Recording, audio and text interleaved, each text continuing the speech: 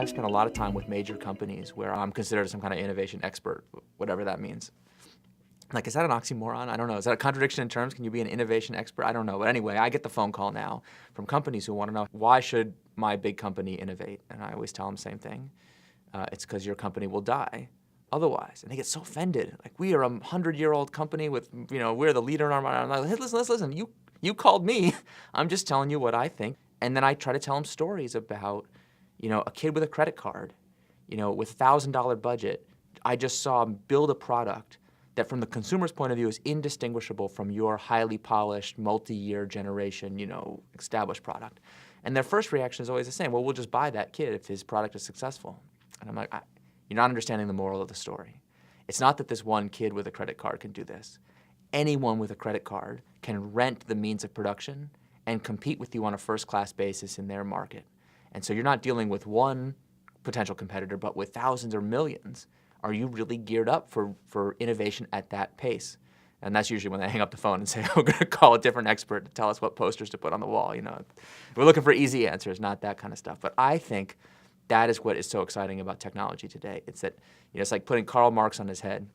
Anybody can rent the means of production, which means entrepreneurship is becoming truly democratized, which means nobody is safe.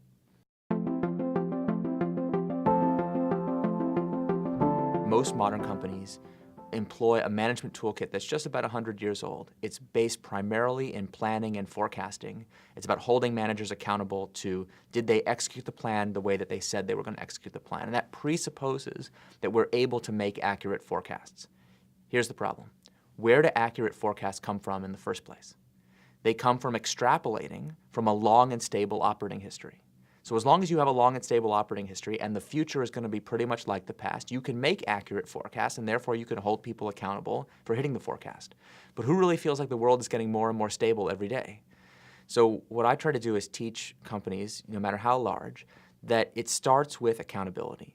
We need to create a new system of accountability for holding entrepreneurial managers accountable to a different set of metrics than the traditional accounting metrics. We call that innovation accounting, which is a whole mathematical system for looking at leading indicators of change rather than trailing indicators like ROI or gross revenue.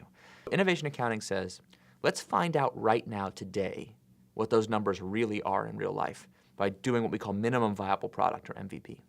Let's run an experiment. And the key to innovation accounting is we have to celebrate figuring out where we are today as the accomplishment of a milestone, even if it's bad news. But at least it's bad news that's true, like way better than good news that we just made up.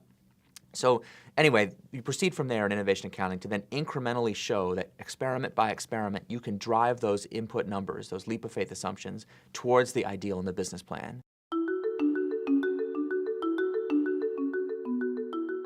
I think what's happening in government today is actually very exciting. I mean, people look at the political dysfunction that makes it into the cable news programs, and you're like, oh God, we got problems. And listen, we got problems, no doubt.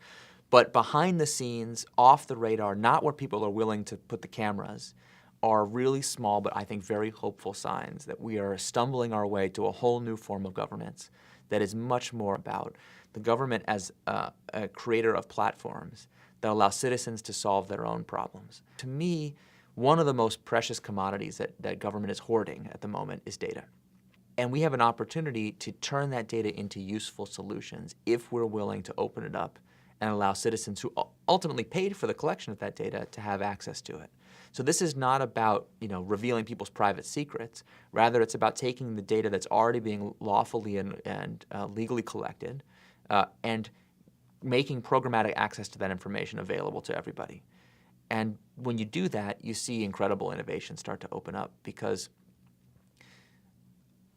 I think what we are on the verge of is what I call a pro-entrepreneurship public policy. To be pro-entrepreneurship as a matter of public policy means to make government a tool for helping entrepreneurs get started. That's what we want.